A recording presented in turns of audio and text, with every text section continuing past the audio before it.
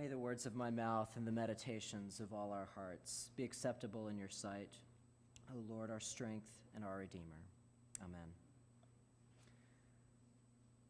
Psalm 69 begins with a state we sometimes find ourselves in, sinking in the mire.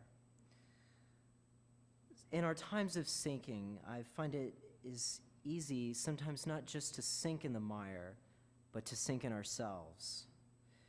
It's easy to feel that everything around us is collapsing, a little bit like the ice is off of Coda right now, and to feel completely and utterly alone. But the psalmist today also says, "The afflicted shall see and be glad. You who seek God, your heart shall live. For the Lord listens to the needy, and his prisoners he does not despise." As human beings, we tend to be impatient and want an immediate, visible solution to our problem. But oftentimes, instead, we need to know that God loves us and cares enough to truly listen to us in our plight. Several years ago, I experienced the transforming power of this loving presence in the midst of my own mire. I had just graduated from college and decided to stay in Maryland instead of moving back home, closer to my support system. Unless you were a student or in the military or had enough money and were really into sailing, there wasn't a lot to do in the area. The only job I could find was as a barista in a coffee shop 2 doors down from a bar. I hated my job. I had little success at the myriad of interviews that I went on. I had difficulty getting to know the roommates I was with, who I hadn't known terribly well before. And the relationship I was in at the time, I found to be slowly falling apart.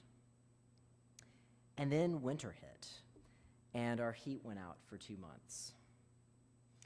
Our landlord was out of the country at the time, and so difficult for us to reach.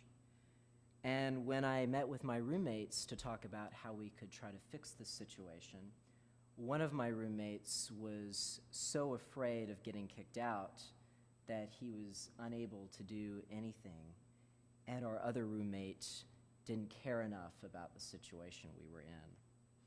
I felt truly and utterly alone. Fortunately, I had been taking EFM that year.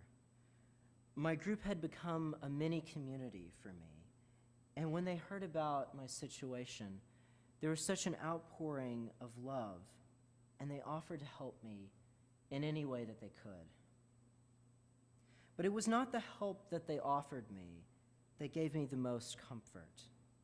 It was just knowing that someone cared. It was experiencing the love of God through the community of the church.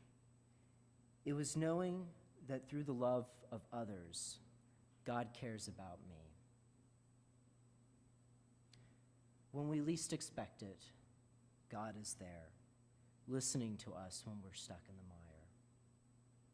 Sometimes it is just knowing that He is there and loves us and wants to help us get through our troubles.